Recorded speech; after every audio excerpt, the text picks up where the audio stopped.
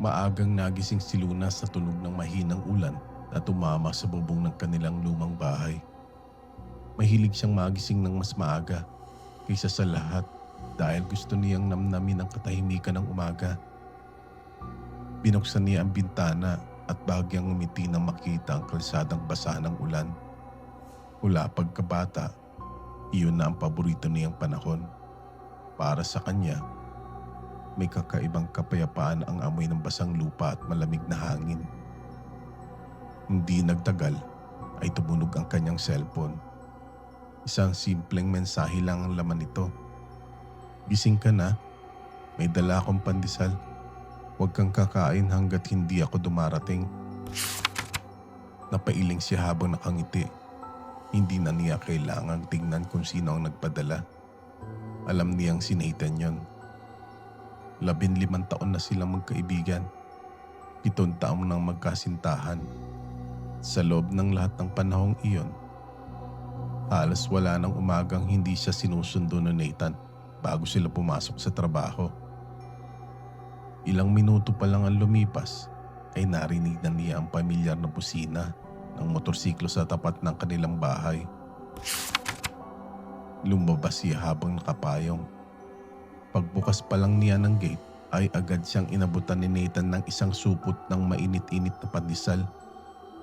"Alam kong hindi ka pa kumakain," sabi nito habang nakangiti. "Ikaw talaga? Hindi ka ba nagsasawa sa pandesal? Kapag ikaw ang kasabay kong kumain kahit araw-araw pa." Napailing si Luna at bahagyang tinapik ang balikat nito.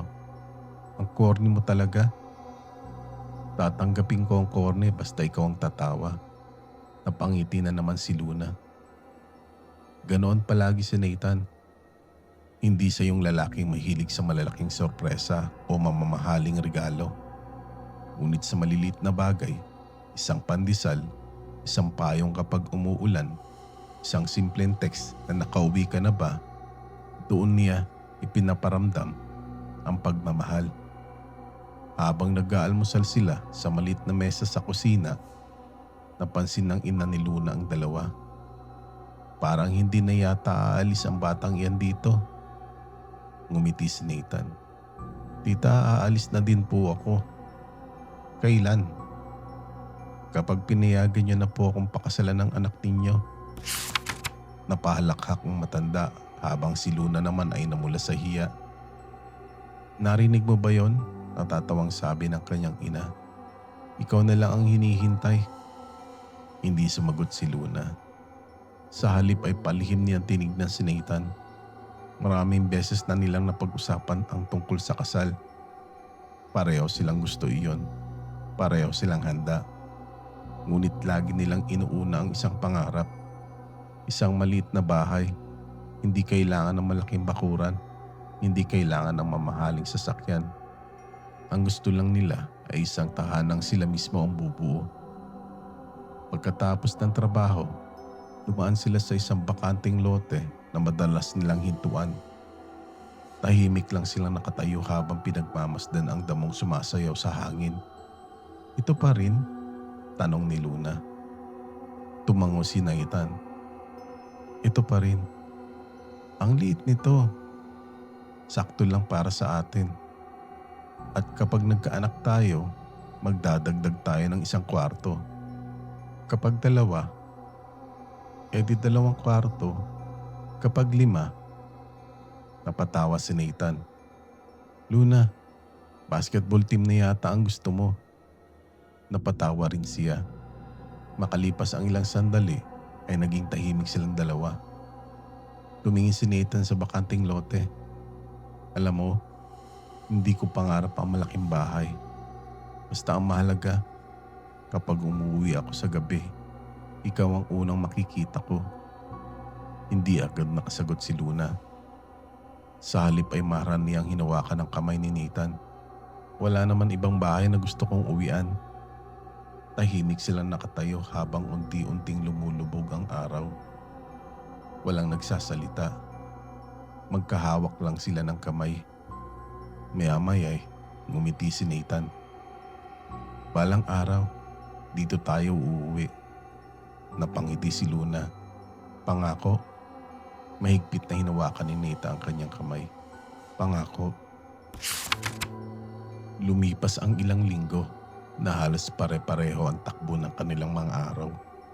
Maagang gigising, sabay na papasok sa trabaho, magkikita sa hapon at minsan ay maglalakad pa uwi kahit may motorsiklo si Nathan.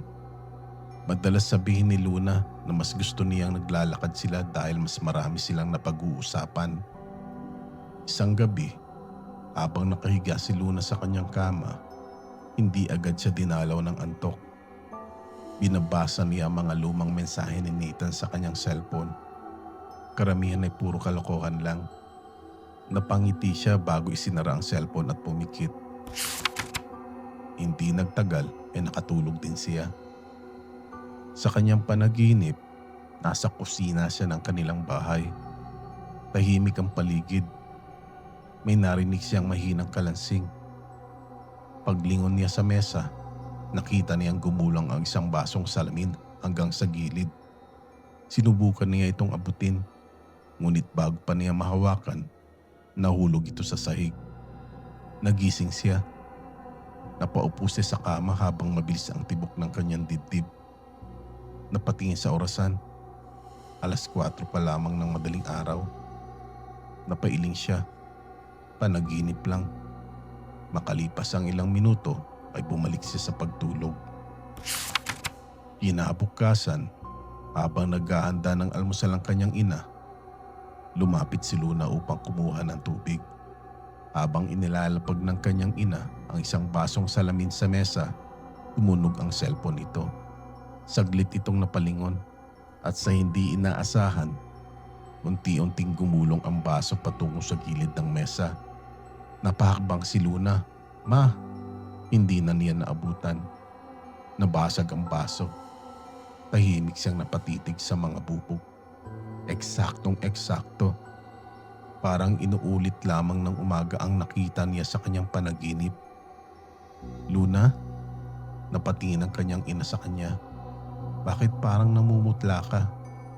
Wala po. Nagulat lang ako. Hindi na niya iyon pinansin. Sa isip niya, nagkataon lang. Nang gabing iyon, muli sila nagkita ni Nathan sa maliit na karinderyang madalas nilang kainan.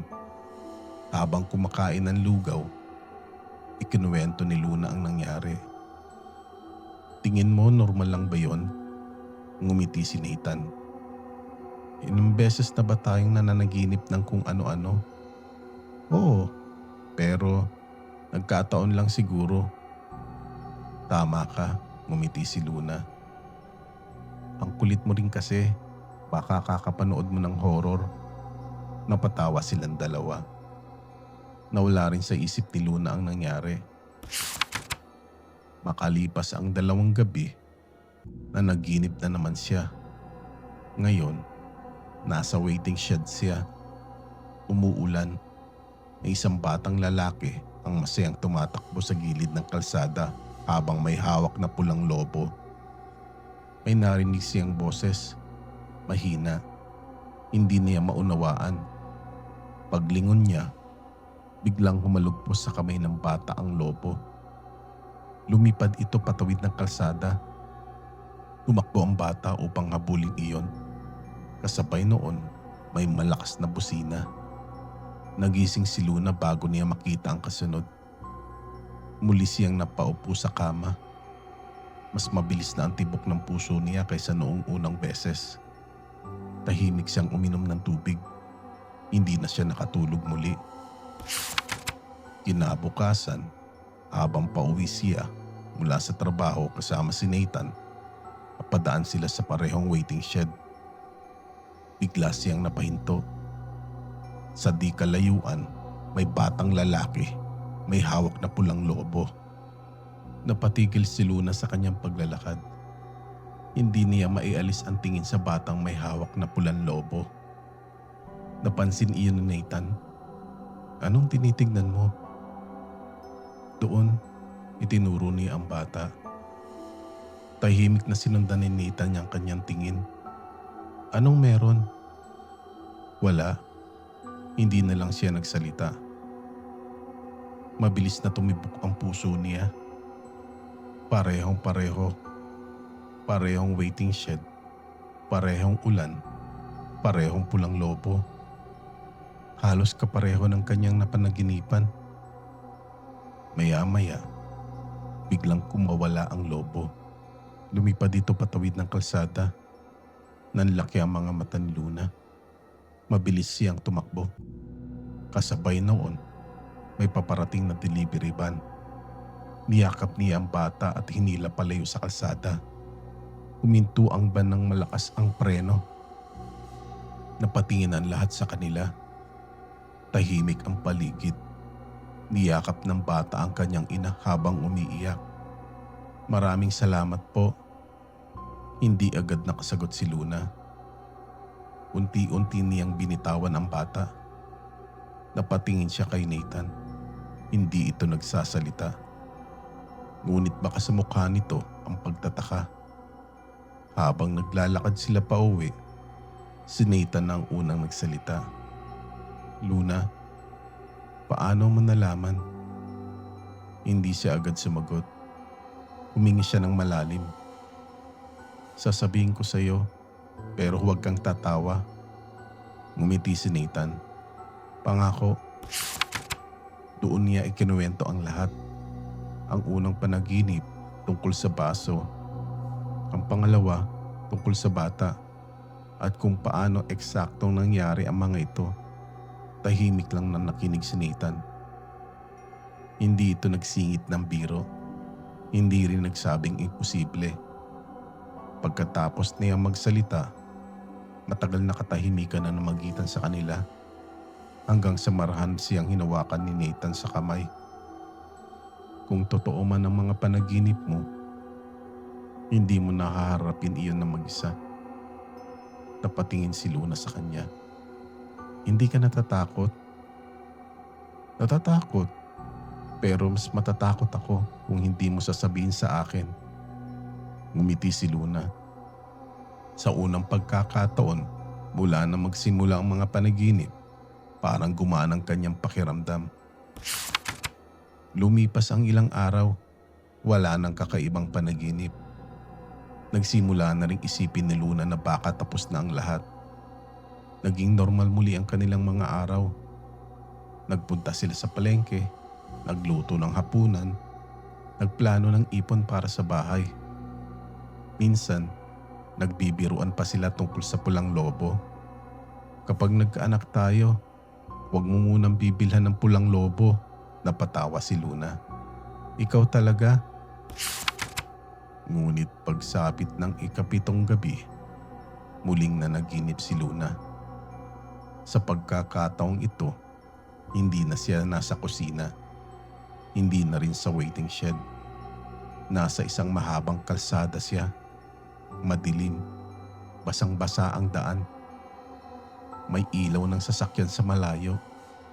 May narinig siyang tumatawag. Mahina. Pamilyar. Parang boses ni Nathan. Luna. Luna. Sinubukan niyang hanapin kung saan nanggagaling ang boses. Ngunit walang tao.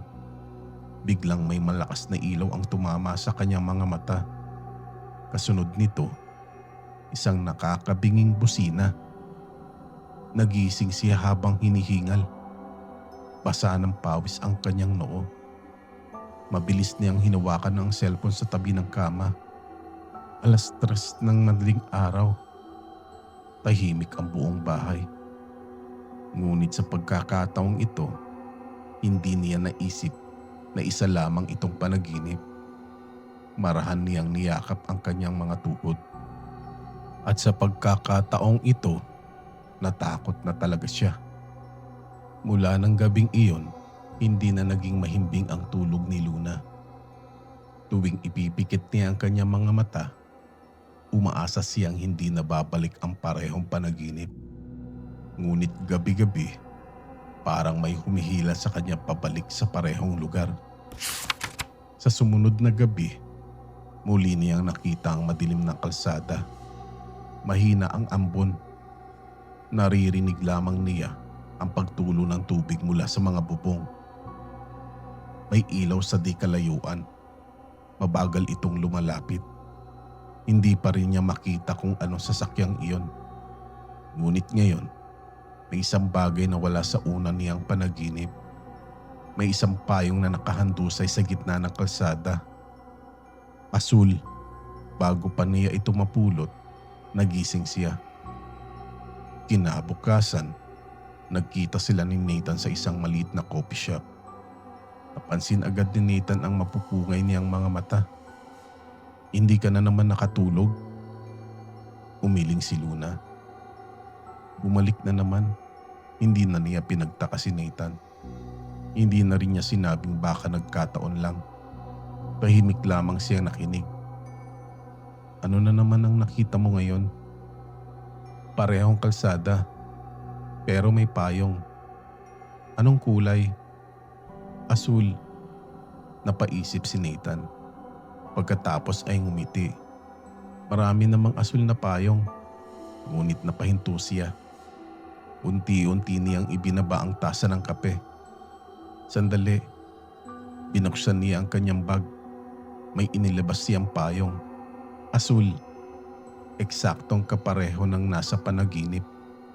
Napatahimik si Luna. Hindi dahil sa takot, kundi dahil hindi niya alam kung bakit parang unti-unting lumalapit ang panaginip sa kanilang dalawa. Napansin ni Nathan ang pagbabago ng kanyang mukha. Ngumiti siya. Huwag mo munang isipin. Baka nagkataon lang ulit. Tumango si Luna. Ngunit sa pagkakataong iyon, hindi na siya kumbinsido. Lumipas ang 3 araw, wala ng panaginip. Unti-unting bumalik ang kanyang sigla. Nagpunta sila sa paborito na lang lugar, ang bakanting lote. Doon sila naupo habang pinagmamasdan ang papalubog na araw. Tahimik. Maya-maya ay nagsalita si Nathan. Kapag natayo na ang bahay natin, ano ang gusto mong unang ilagay? Napangiti si Luna. Maraming bintana. Bakit? Para maraming liwanag. Ikaw? Isang mahabang mesa para kapag umuwi ang pamilya natin, lahat kasya. Napangiti si Luna. Hindi niya napigilang isipin ganoon ba talaga ang magiging buhay nila palang araw. Pagsapit ng gabing iyon, bumalik ang panaginip. Ngunit mas malinaw na. Nasa parehong kalsada siya. Naroon pa rin ang asul na payong. Sa pagkakataong ito, may 2 taong naglalakad. Magkahawak kamay. Hindi niya makita ang kanilang mga mukha. Parang natatakpan ng makapal na hamog. Ngunit pareho ang kanilang lakad. Pareho ang kanilang taas. At may isang bagay na agad niyang napansin. Ang lalaki may suot na relo. Isang simpleng relo na may gasgas sa salamin.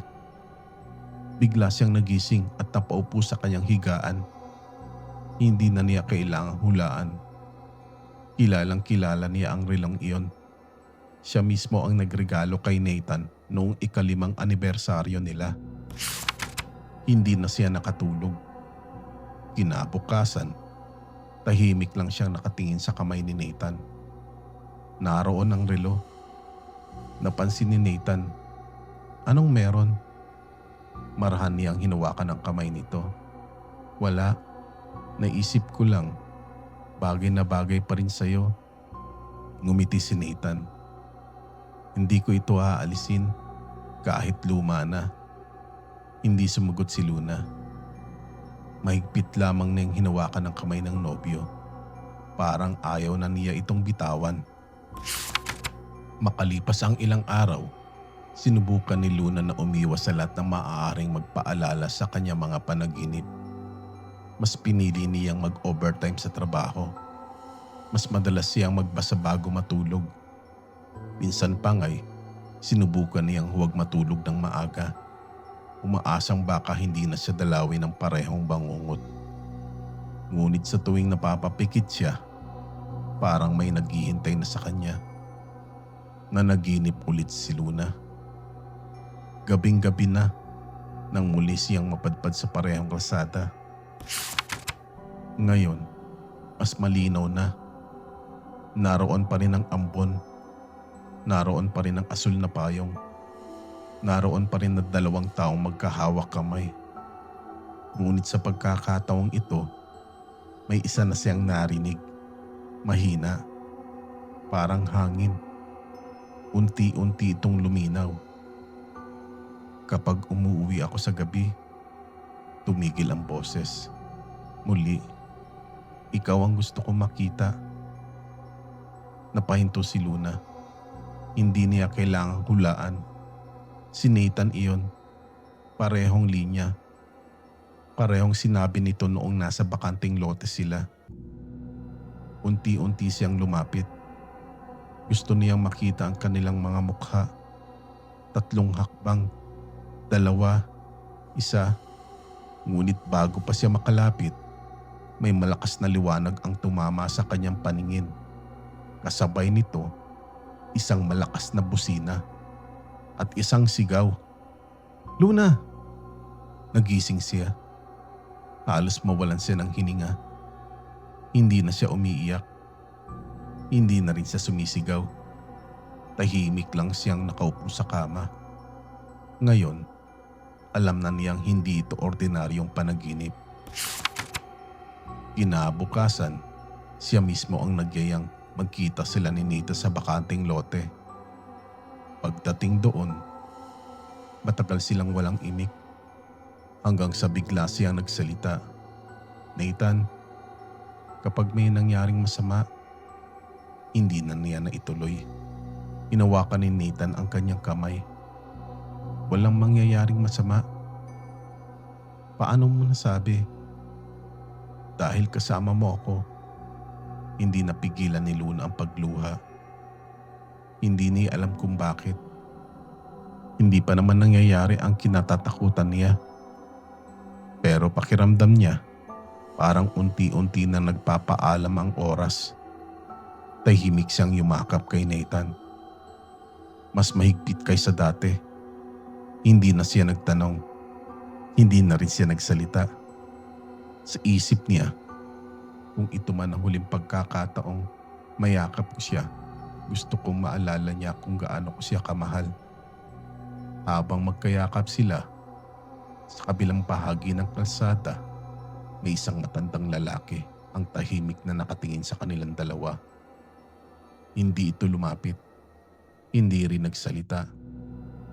Nang mapadaan ng jeep at natakpan sila ng ilang segundo, pagdaan nito, wala na ang matanda. Mula ng gabing mapanaginipan niya ang relo ni Nathan, nagbago ang bawat araw ni Luna. Hindi iyon halata sa ibang tao. Ngunit kay Nathan, may napansin siyang kakaiba. Mas madalas nang ngumiti si Luna. Mas madalas din siyang tumatahimik. Parang may gusto siyang sabihin sa bawat pagkakataon. Ngunit palagi niyang binabawi. Isang Sabado ng umaga, maagang dumating si Nathan sa bahay nila.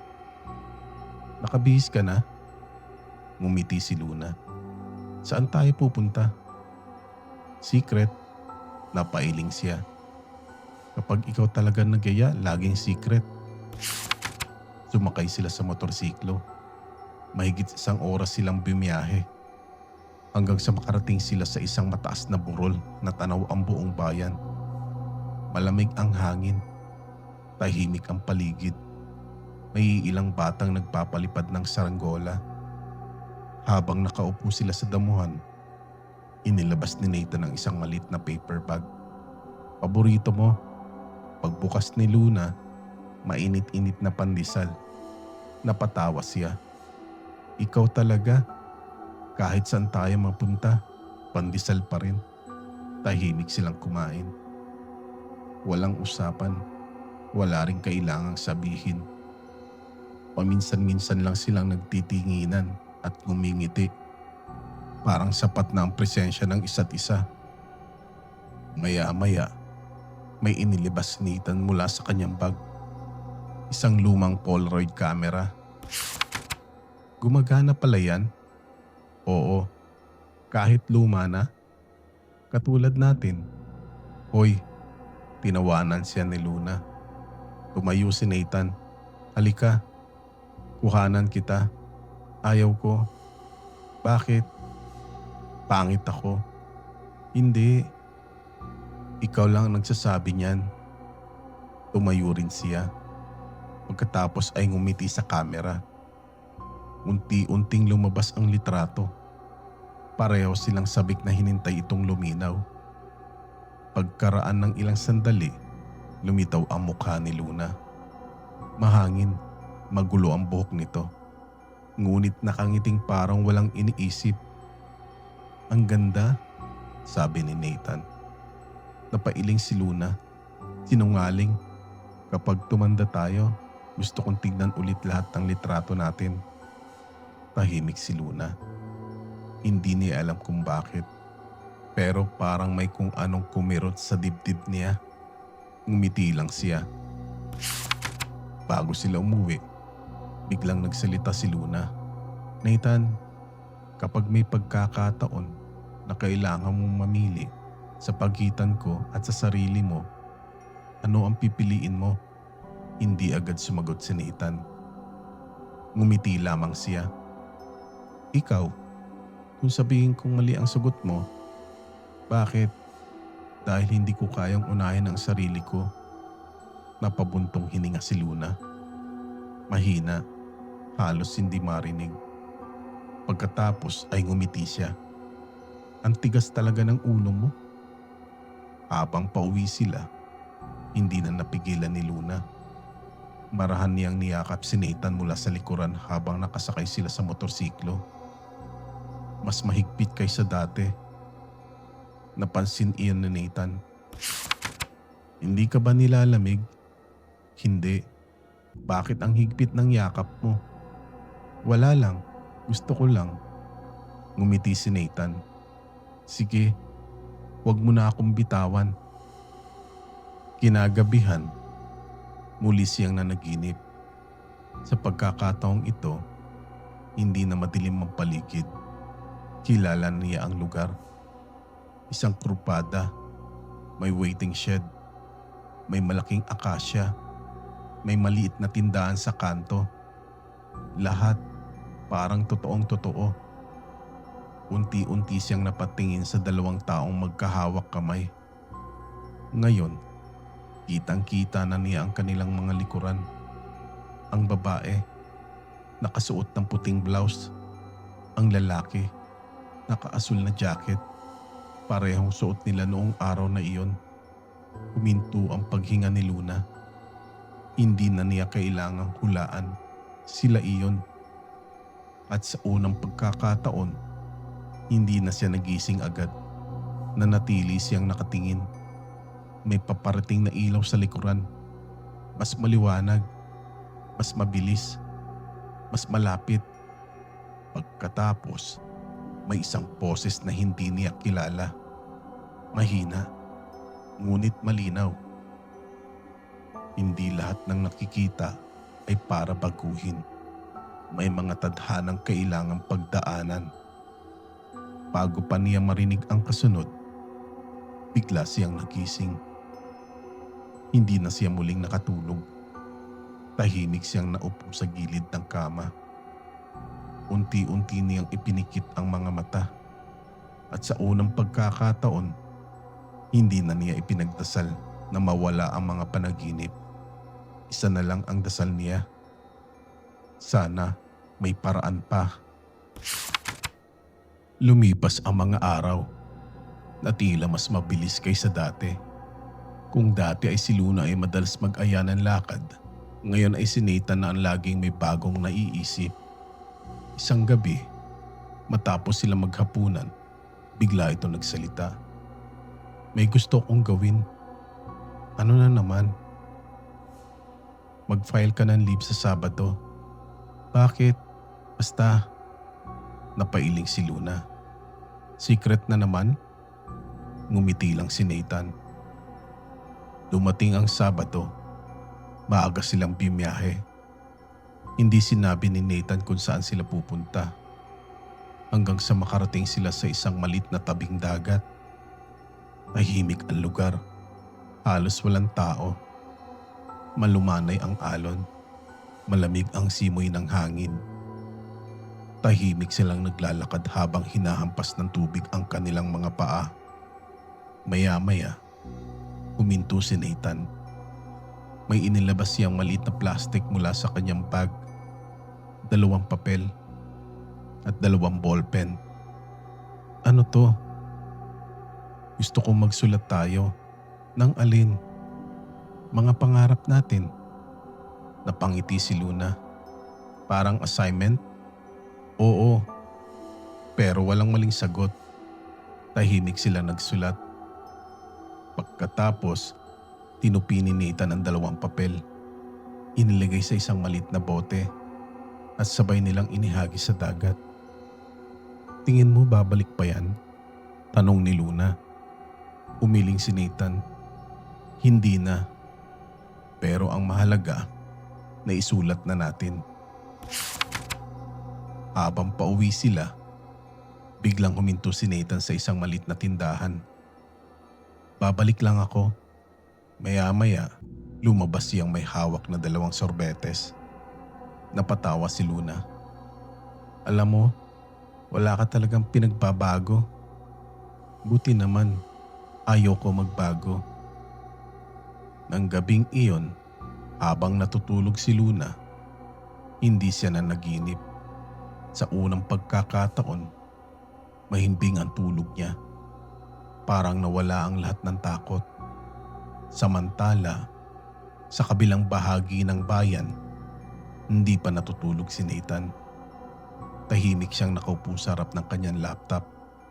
May hawak siyang maliit na kahon.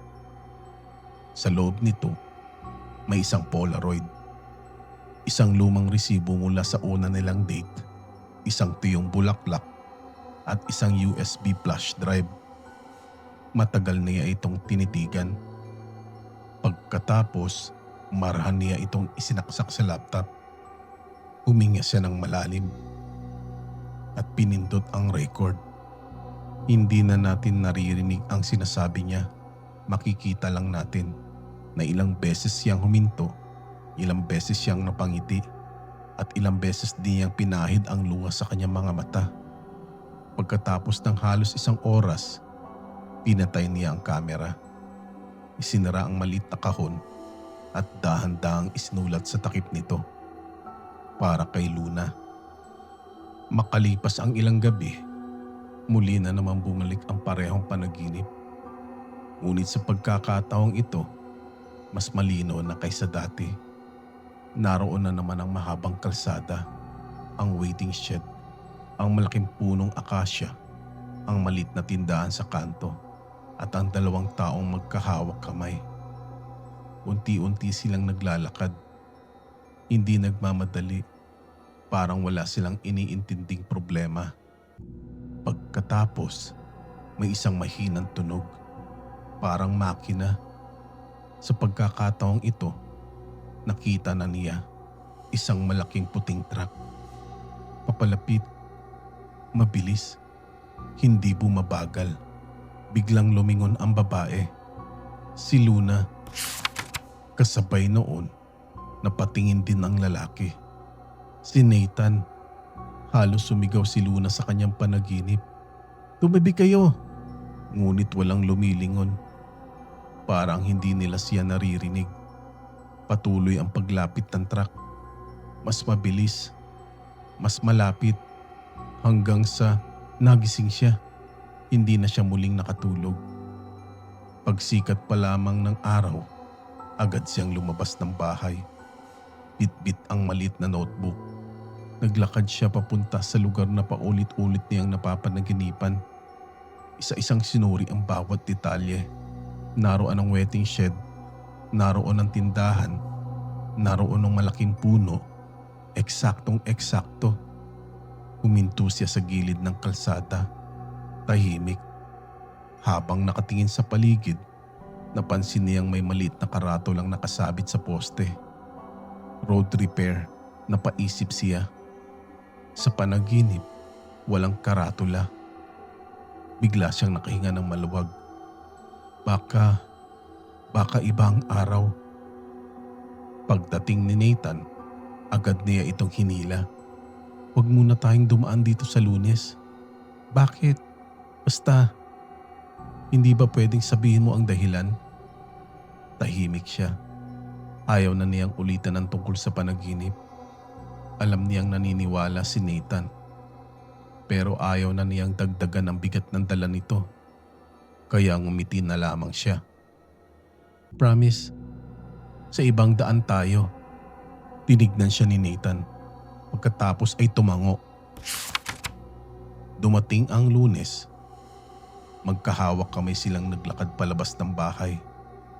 Papalapit na sana sila sa pamilyar na kalsada. Ngunit hinila ni Luna ang kamay ni Nathan. Dito tayo. Mas malayo ito. Okay lang. Ngumiti si Nathan. Ikaw ang bahala. Tinahak nila ang ibang ruta. Mas mahaba. Mas maraming liko. Mas maraming tao.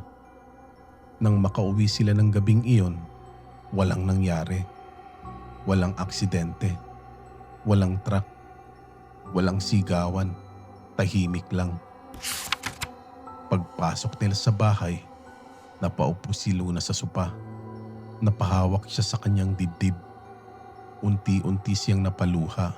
Hindi dahil sa takot, kundi dahil sa saya. Nagtagumpay.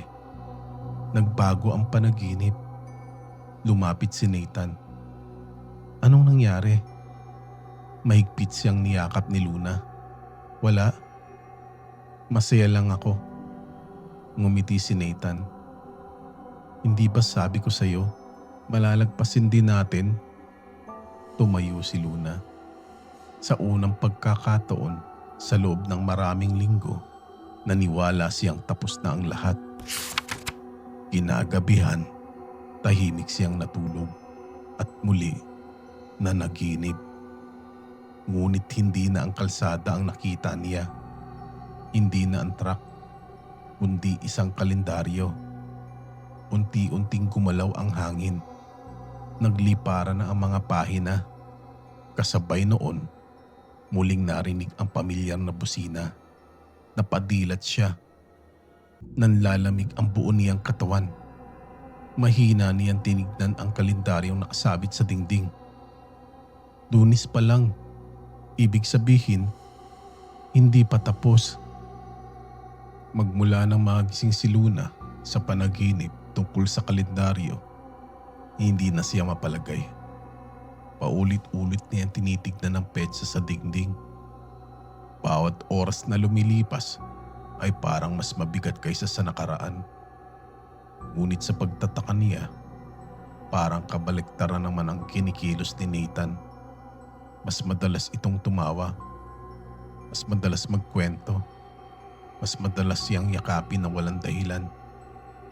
Pagkatapos ng trabaho, niyaya siya nitong dumaan muna sa palengke.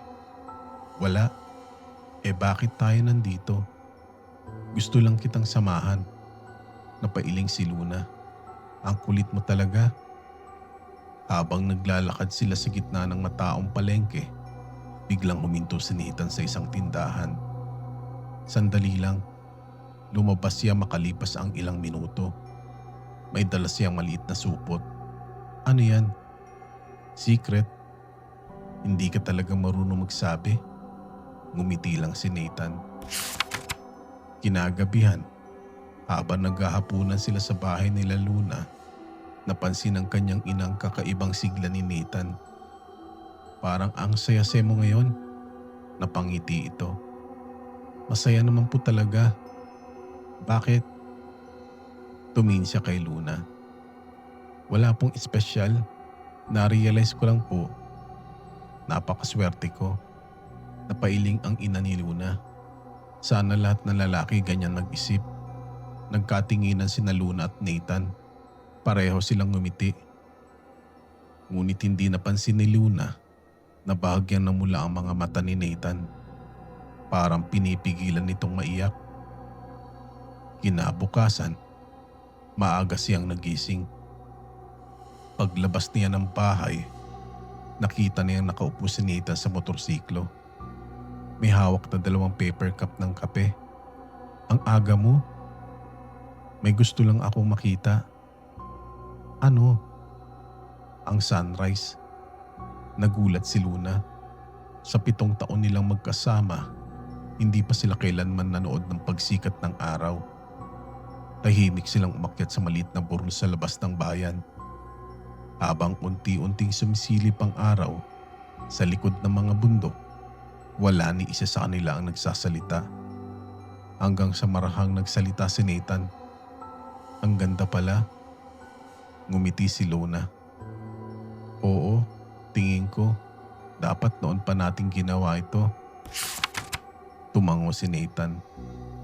Marami pa pala tayong hindi nagagawa. Tahimik muli. Pagkatapos ay tumingin siya kay Luna. Huwag mong kalimutang gawin lahat ng gusto mong gawin. Napangiti si Luna. Bakit parang seryoso ka? Wala. Naisip ko lang. Masyadong maikli ang buhay para puro trabaho. Habang pauwi sila, napansin ni Luna na parang kakaiba ang mga sinasabi ni Nathan. Ngunit agad niya rin itong isinantabi. Marahil dahil lamang sa mga panaginip. Pagsapit ng gabi, hindi na siya makatulog. Tahimik niyang binuksan ng drawer sa tabi ng kanyang kama. Naroon ang lahat ng Polaroid nila. Isa-isa niya iyong tinignan. Unang date, unang outing, Pasko, bagong taon, at kaarawan. Natawa siya habang nakatingin sa isang litrato. Nakahawak si Nathan ng pandesal na parang tropiyo. Ang kulit mo talaga, mahina niyang sabi. Hindi niya namalayang nakatulog siyang hawak ang mga larawan. Sa kabilang bahay, gising pa si Nathan. Tahimik niyang inilabas ang maliit na supot na binili niya sa palengke. Isang simpleng singsing, hindi mamahalin, ngunit sapat para sa isang pangarap na matagal na niyang kinikimkim. Marahan niya itong inilagay sa maliit na kahon kasama ng USB. Kasama ng mga Polaroid, kasama ng tuyong bulaklak. Pagkatapos ay isinara niya ito. At mahina niyang sinabi, sana dumating ang araw na maibigay ko pa ito sa iyo. Dumating ang Martes. Maaliwalas ang umaga. Walang ulan. Walang madilim na ulap. Parang walang anumang masamang senyales. Pagkagising ni Luna, agad niyang tinignan ang bintana. Sumilip ang sikat ng araw. Napabuntong hininga siya. Tahimik niyang sinabi sa sarili, hindi katulad ng panaginip. Ilang minuto pa lang ang lumipas ay dumating na si Nathan. May dala na naman itong pandesal. Napangiti si Luna. Parang hindi ka talaga magsasawang magdala niyan. Ngumiti si Nathan. Kapag tumigil ako, saka ka mag-alala. Promise? Promise? Hindi alam ni Luna kung bakit. Pero parang gusto niyang yakapin si Nathan ng matagal. At ginawa nga niya. Tahimik, walang salita. Napangiti lang si Nathan. Anong meron?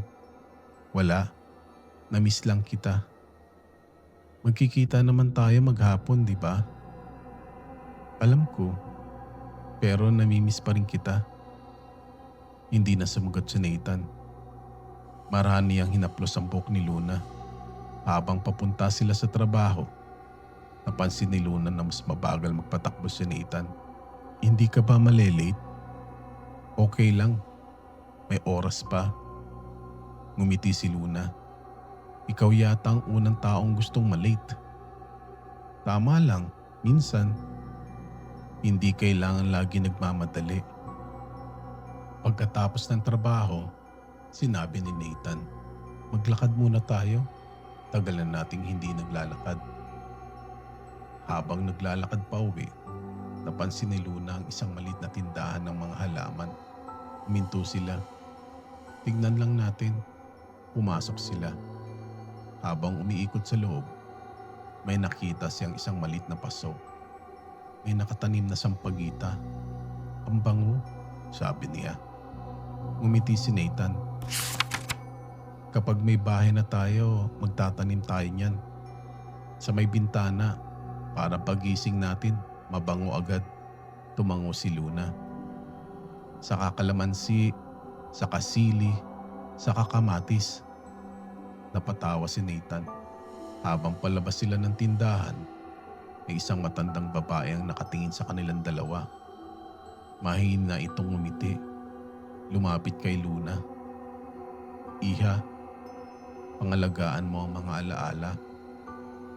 Napakunot noo si Luna. O? Ngunit ngumiti lamang ang matanda.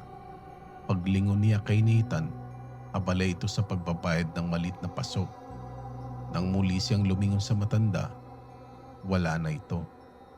Kanina, may matandang kumausap sa akin, sabi niya kay Nathan habang naglalakad. Saan?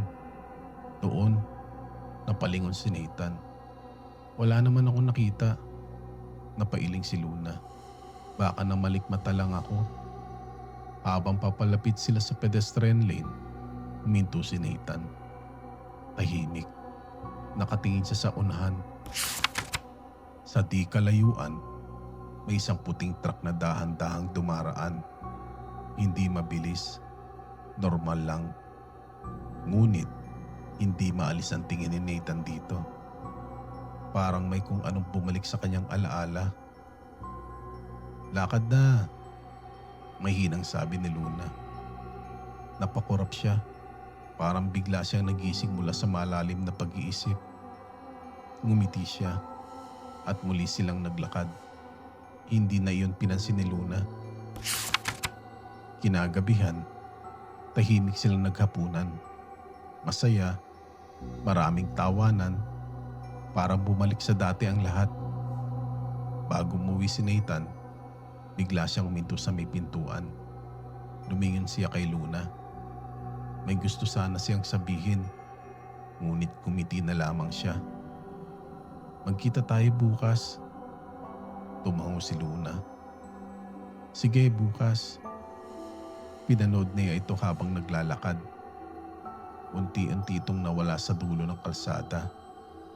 Hindi niya alam kung bakit, pero matagal siyang nanatiling nakatingin hanggang sa tuluyan na itong hindi makita. Nang gabing iyon, muling nanaginip si Luna. Ngunit iba na. Hindi na malabo. Hindi na putol-putol. Kumpleto na. Nakita niya ang parehong kalsada, ang parehong kurbada, ang parehong truck, ang parehong damit nila, ang parehong oras. At sa unang pagkakataon, nakita na niya ang mukha ng babaeng muntik masagasaan. Hindi siya. Hindi rin si Nathan. Isa pala itong batang babae na biglang tatakbo sa gitna ng kalsada upang pulutin ang nahulog niyang laruan. Sa panaginip, kitang-kita niyang si Nathan ang unang tatakbo. Kasunod siya. At doon, sa pagtatangkang iligtas ang bata, biglang liliwanag ang buong paligid. At nagising siya. Halos hindi siya makahinga. Hindi dahil nakita na niya ang buong pangyayari, kundi dahil sa unang pagkakataon, naisip niya ang isang tanong. Paano kung wag na lang kaming dumaan doon? Nagising si Luna bago pa tumunog ang alarm. Hindi na niya kailangan tignan ang kalendaryo. Alam niyang ito na ang araw. Tahimik siyang naupo sa gilid ng kama. Hindi siya umiiyak. Hindi rin siya kinakabahan. Parang may kung anong nagsasabing may kailangan siyang gawin. Kinuha niya ang kanyang cellphone. Tinawagan niya si Nathan. Agad itong sumagot. Good morning. Mahina ang boses ni Luna. Huwag muna tayong lumabas ngayon. Tahimik ang kabilang linya. Makalipas ang ilang segundo, nagsalita si Nathan. Bakit? Wala. Pakiramdam ko lang. Ngumiti si Nathan. Kahit hindi tayo lumabas, may trabaho pa rin tayo. Nathan, pakinggan mo ako. Pagkatapos ng trabaho, diretso na tayong uuwi. Walang ibang dadaanan. Tumango si Nathan kahit hindi siya nakikita. Buong maghapon, hindi mapakali si Luna. Paulit-ulit niyang tinitignan ng oras. Parang ayaw niyang matapos ang araw. Habang si Nathan naman, parang normal lang. Ngumingiti, nakikipagkwentuhan, tumatawa. Ngunit paminsan-minsan, kapag walang nakakakita, tahimik siyang napapatingin sa kanyang relo. Pagsapit ng uwian, magkahawak kamay silang naglakad. Huwag na tayong dumaan sa kabila, sabi agad ni Luna. Tumango si Nathan. Okay. Tinahak nila ang mahabang daan. Habang naglalakad, unti-unting kumagaan ang pakiramdam ni Luna. Lumayo na sila sa lugar ng kanyang panaginip. Napangiti siya. Baka mali nga ako. Ngumiti rin si Nathan. Sabi ko sa iyo, halos ilang minuto na lang. Malapit na sila sa sakayan. Biglang may malakas na iyak ng bata. Nanay! Paglingon nilang dalawa, may maliit na batang babae ang tumakbo papunta sa kabilang bahagi ng kalsada. Nahulog ang kanyang maliit na laruan. Kasabay noon, may paparating na puting truck. Mabilis, napakabilis. Nanlaki ang mga mata ni Luna. Parehong eksena, parehong truck, parehong busina. Pero hindi ito ang lugar. Hindi ito ang kalsadang nasa panaginip. O Diyos! Mahina niyang sampit. Tumakbo si Luna. Kasabay niyang tumakbo si Nathan. Ngunit mas mabilis si Nathan. Habang papalapit sila sa bata, biglang napansin ni Luna ang mukha ni Nathan. Hindi ito takot. Hindi ito gulat. Parang matagal na niya itong hinihintay. Saglit lang, isang segundo, ngumiti ito kay Luna. Isang ngiting hindi niya maintindihan. Pagkatapos, malakas niyang itinulak si Luna palayo. Kasabay niyang sinunggaban ang batang babae. Tumigil ang mundo. Parang nawala ang lahat ng tunog. Wala ng busina. Wala ng sigawan. Wala ng tao. Naririnig lamang ni Luna ang mabilis niyang paghinga. Unti-unti siyang napabangon mula sa pagkakahulog. Dahan-dahan, bulong niya, Nathan. Paglingon niya, nakita niyang ligtas ang batang babae. Niyakap na ito ng kanyang ina. Ngunit ilang metro ang layo, nakahandusay si Nathan. Hindi gumagalaw. Unti-unti siyang lumapit. Nanginginig ang kanyang mga kamay. Nathan, lumuhod siya sa tabi nito. Mahina pa itong humihinga. Pinilit kumiti ni Nathan. Luna. Hindi na napigilan ni Luna ang kanyang pag-iyak. Huwag ka magsalita.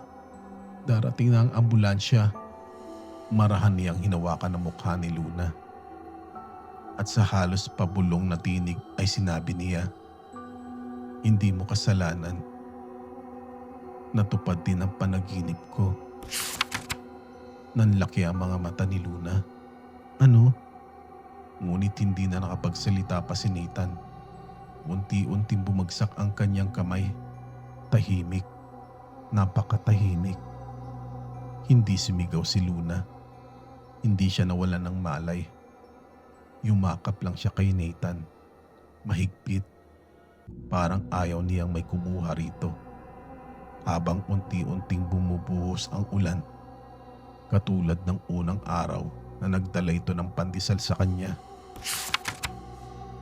Unti-unting dumilat si Luna. Puting kisame, Amoy ng antiseptic, mahinang tunog ng heart monitor. Hindi niya agad naalala kung nasaan siya hanggang sa maramdaman niya ang hapdi ng kanyang kanang braso at ang bigat ng kanyang dibdib. Unti-unti siyang napaupo. "Nathan," mahina niyang tawag. Walang sumagot. Maya-maya'y bumukas ang pinto. Pumasok ang kanyang mga magulang, kasunod ang doktor. Tahimik ang lahat. Walang gustong magsalita. Biglang kinabahan si Luna. "Bakit? Nasaan si Nathan?" Napatingin ang kanyang ina sa sahig. Unti-unti itong lumapit.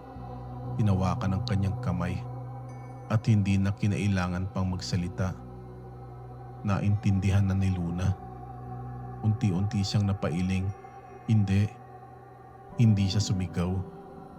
Hindi siya nagwala. Tahimik lang siyang umiyak. Parang may bahagi ng kanyang buhay na biglang nawala. Lumipas ang mga araw. Natapos ang burol. Natapos ang libing. Maraming taong dumating. Maraming nagsabing, "Magpakatatag ka. Malalampasan mo rin ito. Oras lang ang kailangan." Ngumingiti lang si Luna. Pero bawat gabing umuwi siya, tahimik ang bahay. Wala nang busina. Wala nang text na may dala akong pandesal. Wala nang katok sa gate. Wala nang tatawag ng Luna. Isang umaga, nagising siya ng maaga. Hindi dahil may trabaho, kundi dahil akala niya narinig niya ang busina ng motorsiklo ni Nathan. Mabilis siyang tumayo. Binuksan ang bintana. Wala, hangin lang. Doon siya muling napaupo at muling umiyak. Lumipas pa ang ilang linggo. Sinubukan niyang bumalik sa trabaho. Ngumiti sa mga tao, makipag-usap. Pero sa bawat maliit na bagay, naaalala niya si Nathan.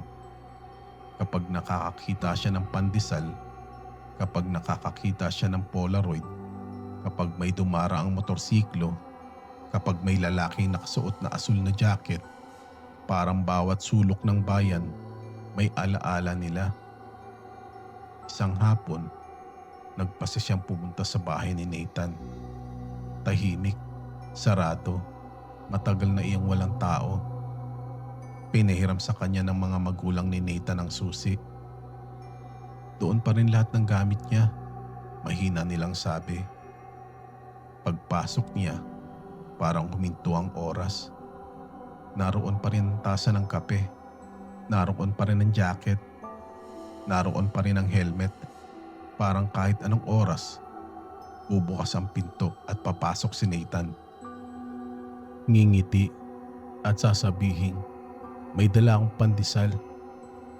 Ngunit tahimik lang ang buong bahay. Isa-isa niyang inayos ang mga gamit hanggang sa makarating siya sa maliit na mesa sa tabi ng kama. Naroon ang lumang Polaroid camera, ang relo, at ang isang maliit na kahon. Parehong kahon na nakita nating inihahanda ni Nathan noon. Ngunit hindi pa alam ni Luna ang laman nito. Marami niya itong hinawakan. Sa ibabaw, may sulat kamay. Para kay Luna. Huminto ang kanyang paghinga. Nanginginig ang kanyang mga kamay. Unti-unti niyang binuksan ang takip. Sa loob, naroon ang singsing. Naroon ang mga Polaroid. Naroon ang tuyong bulaklak. At ang USB. Hindi muna niya ito kinuha. Sa halip, may napansin siyang isang maliit na sobre. May isa ring sulat, isang linya lamang. Kapag handa ka na, saka mo panoorin. Matagal nang nakatitig si Luna sa maliit na kahon. Hindi niya magawang galawin ang USB. Hindi pa. Dahil alam niyang kapag pinanood niya iyon, mas magiging totoo ang pagkawala nito. Huminga siya ng malalim. At sa halip na ang USB ang kunin, Dahan-dahan niyang binuksan ang maliit na sobre. Isang puting papel, isang pahina lamang. Pamilyar ang sulat kamay kay Nathan. Luna, kung binabasa mo ito, malamang ginawa mo ang inaasahan ko. Hindi mo muna pinanood ang video kasi kilalang kilala kita. Napangiti si Luna habang pumapatak ang kanyang mga luha. Parang naririnig niya ang boses ni Nathan. Nagpatuloy siya sa pagbabasa. May isang pabor lang ako. Huwag mo sanang sisihin ang sarili mo. At higit sa lahat, huwag kang magalit dahil hindi ko sinabi sa iyo ang lahat. Nanginginig ang kanyang mga kamay. Lumalim ang kanyang paghinga. Unti-unti niyang ibinaba ang papel. Hindi niya alam kung bakit. Pero pakiramdam niya, may mas mabigat pang katotohanan na naghihintay. Pagkaraan ng ilang minuto, kinuha na niya ang USB. Isinaksak ito sa lumang laptop ni Nathan. May iisang video file lamang. Para kay Luna. Marahan niyang pinindot ang play. Lumitaw si Nathan sa screen. Simple lamang ang suot. Parehong asul na jacket. Parehong ngiti. Ngunit namumula ang kanyang mga mata. Parang ilang beses na siyang umiyak bago nagsimulang mag-record. Tahimik muna siyang ngumiti. Pagkatapos ay nagsalita. Ay, kung napapanood mo ito, ibig sabihin, hindi ako umabot. Napapikit si Luna. Hindi na niya napigilan ng pagluha. Ngumiti si Nathan sa video. Alam kong galit ka sa akin ngayon at alam kong marami kang tanong. Kaya gusto kong sabihin ng isang bagay na dapat noon ko pa sinabi. Huminga siya ng malalim. Tumingin sa camera at sinabi ang linyang, hindi lang ikaw ang nananaginip, Luna. Tahimik ang buong silid. Parang huminto ang oras. Unti-unting pumatak ang luha ni Luna. Hindi siya makapaniwala. Nagpatuloy si Nathan. Mahigit 1 taon na rin akong nananaginip. Noong una, akala ko nagkataon lang. Hanggang sa isa-isang nagkatotoo ang lahat. Ipinikit niya ang kanyang mga mata at marahang ngumiti. Pagkatapos, isang gabi, nakita kita. Mahigpit na napahawak si Luna sa mesa. Hindi siya makagalaw. Nakita kitang nakandusay sa gitna ng kalsada. At kahit anong gawin ko sa panaginip, hindi kita mailigtas. Tahimik na napaluha si Nathan sa video. Hindi niya iyon pinunasan. Hinayaan lamang niyang bumagsak. Noong araw na sinabi mong nagsisimula kang managinip, doon ko nalaman na pareho pala nating dinadala ang parehong takot. Huminto siya sandali. Pagkatapos ay ngumiti. Hindi ngiting masaya, kundi ngiting payapa. Pero may isang bagay akong napansin. Sa bawat panaginip, kapag ako ang nauuna, ikaw ang nabubuhay. Mahigpit na napakapit si Luna sa upuan. Unti-unting bumalik sa kanya ang lahat. Ang mga yakap, ang mga lakad, ang sunrise, ang bote sa dagat, ang mga polaroid, ang singsing, ang lahat. Hindi iyon mga random na eksena. Paalam na pala ang bawat isa. Natigilan si Nathan sa video. Huminga siya ng malalim. Pagkatapos ay sinabi ang pinakamasakit na linya sa buong kwento. Hindi ko itinago ang katotohanan dahil wala akong tiwala sa iyo. Itinago ko ito dahil kilala kita. Kapag sinabi kong ako ang mawawala, ikaw ang pipilit pumalit at hindi ko yun hahayaan. Tahimik na napaiyak si Luna. Hindi na siya humihikbi. Tahimik na lamang na dumadaloy ang kanyang mga luha. Patuloy na tumatakbo ang video. Tahimik na nakatingin si Luna sa screen. Paminsan-minsan ay pinupunasan niya ang kanyang mga luha. Samantalang si Nathan ngumiti Katulad ng ngiti nitong unang beses siyang inaya kumain ng pandesal. Kung umabot ka sa bahaging ito, alam kong umiiyak ka. Mahina siyang natawa. Huwag mong ikaila. Kapag umiiyak ka, namumula ang ilong mo. Hindi napigilan ni Luna ang mapangiti sa gitna ng kanyang pagluha. Ganito talaga si Nathan. Kahit sa pamamaalam, pinapatawa pa rin siya. Unti-unting naging seryoso ang mukha ni Nathan. Luna, may isang bagay akong gustong ipangako mo. Huminga siya ng malalim. Huwag mong hintayin matapos ang buhay mo bago mo simulang mabuhay. Alam kong mahihirapan ka. Alam kong magagalit ka. Alam kong sisisihin mo ang sarili mo. Pero pakiusap, huwag. Napatingin siya sa kamera. Diretsong diretso.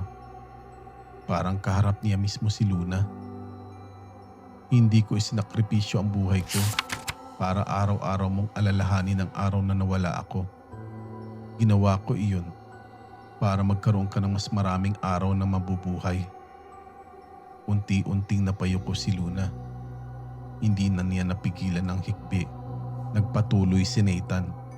Naalala mo ba noong tinanong mo ako kung pipili ako sa pagitan mo at ng sarili ko? Hindi ako nagsinungaling. Ikaw talaga ang pipiliin ko. Saglit siyang natahimik. Pagkatapos ay tumingin siya sa ibaba. Parang may iniisip. Nang muli siyang tumingin sa kamera, may hawak na siyang maliit na kahon. Marahan niya itong binuksan sa loob. Naroon ang simpleng singsing. Napangiti siya. Hindi ko na ito naibigay. Kaya ikaw na ang bahalang magdesisyon kung ano ang gagawin mo rito. Pagkatapos ay tumawa siya ng mahina. Pero huwag mo sanang ibenta. Hindi naman ginto yan. Sa gitna ng pagluha, napatawa rin si Luna.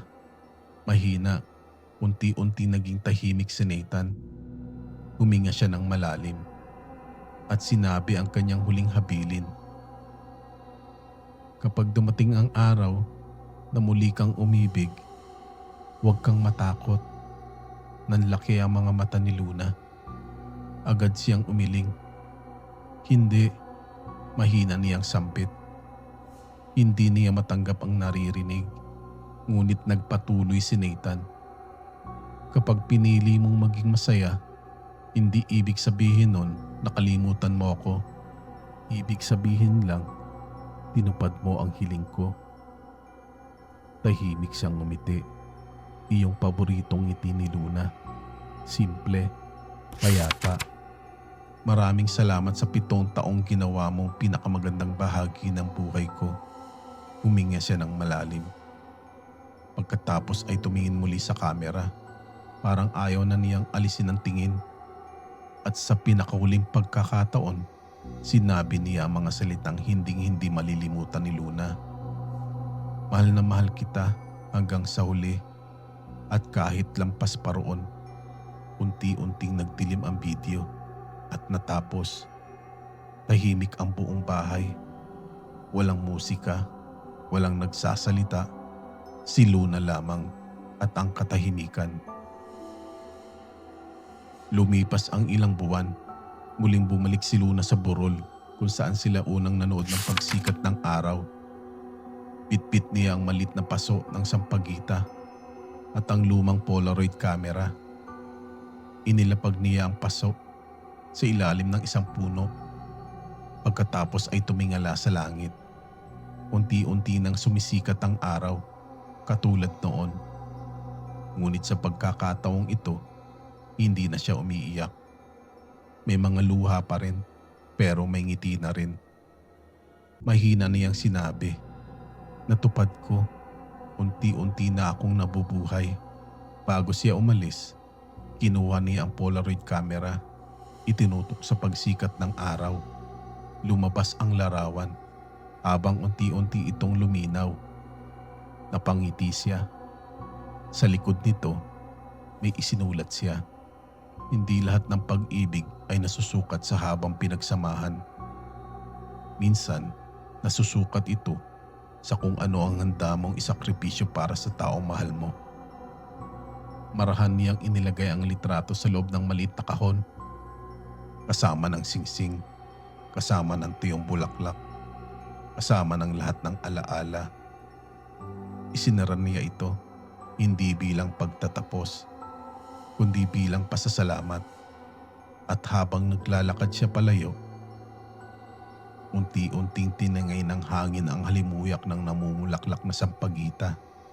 Parang may isang pamilyar na tinig na muling pumulong.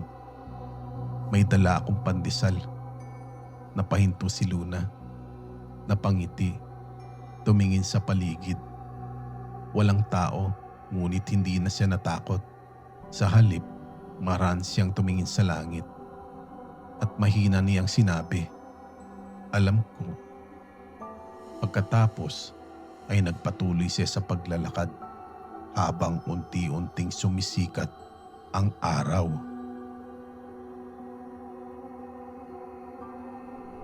May mga kwentong sapat ng pakinggan dahil kapag ikaw nang nakaranas, baka wala nang maniwala sa iyong kwento. Hanggang sa susunod na gabi, ito ang kwento ni Dada.